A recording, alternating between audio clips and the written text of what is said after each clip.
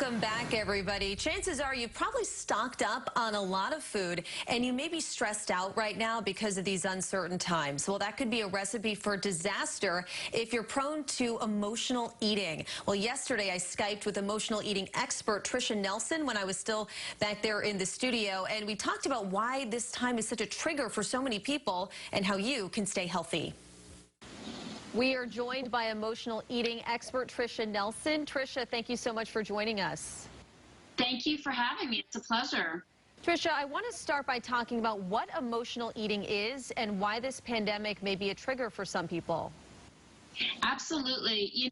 Emotional eating is really stress eating, eating over uncomfortable emotions that people might not even be aware of. Sometimes it's just having food cravings from out of the blue and just feeling you got to munch on something. But oftentimes those munchies, those cravings come from your emotions and just feeling uncomfortable and just reaching for something for comfort. So others, might have heard it as comfort eating, and that's why generally we're eating these snacky foods, the nuts, the chips, the carbs, the sugar, things that bring us comfort because they've got high sugar, high fat, high carb content, and they do tend to soothe our emotions temporarily. How do we know if what we're feeling is physical hunger or emotional hunger? It's a good question.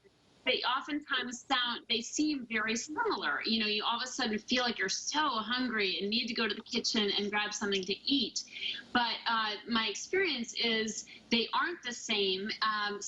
Oftentimes the cravings come on more suddenly. They feel sharp. They feel urgent, like I've got to eat something now. Whereas physical hunger comes on slowly. Your stomach starts to growl. You have a few thoughts of, gee, getting a little hungry. It's slow. It's calmer.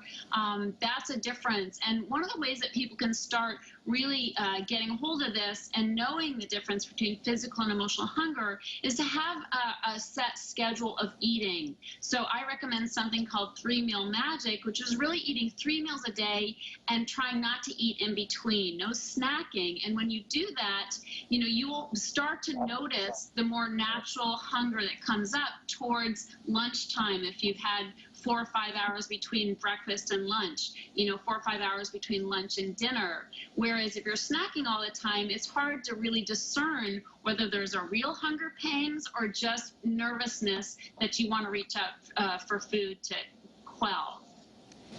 And Tricia, so many people are being forced to stay home or choosing to work from home or stay home from school right now. Is that a factor as well when you're sort of surrounded by all the food in your home kind of nonstop?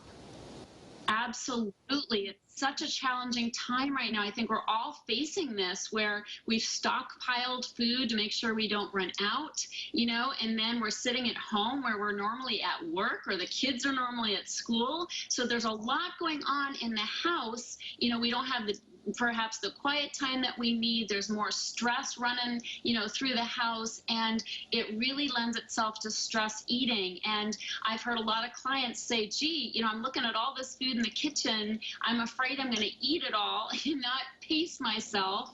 And that's a reality for people, especially when the stress is high, especially when we're nervous, we're fearful, we're hearing, a lot of reports on the news that make us feel afraid, not only for our lives, but for our loved ones.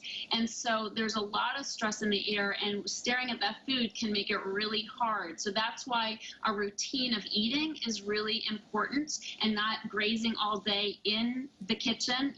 Make the meal count, put it on a plate, sit down with your family and have a real meal time. I mean, now more than ever, we're being given the opportunity to really enjoy our families, enjoy time together, and really slow things down. So there's a lot of good things that can come from being in the house and being with family more than usual. But we have to be more conscious of those those cravings and that desire to just stand in the kitchen all day and snack. And Tricia, just let everybody know your website where they can learn more about this. HealYourHunger.com. HealYourHunger.com. And if somebody's wondering if they are an emotional eater or perhaps even a food addict, I have a free quiz on my website, HealYourHunger.com. Take that quiz, find out where you are on the spectrum, the emotional eating spectrum, and then steps that you can take to overcome it. All right, Tricia, thank you so much for joining us and sharing that important information with us. We appreciate it. Thanks so much for having me. Have a great day.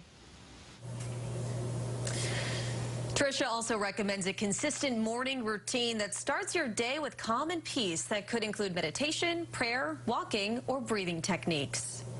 Now, your Good Day Maine Weather Authority forecast with meteorologist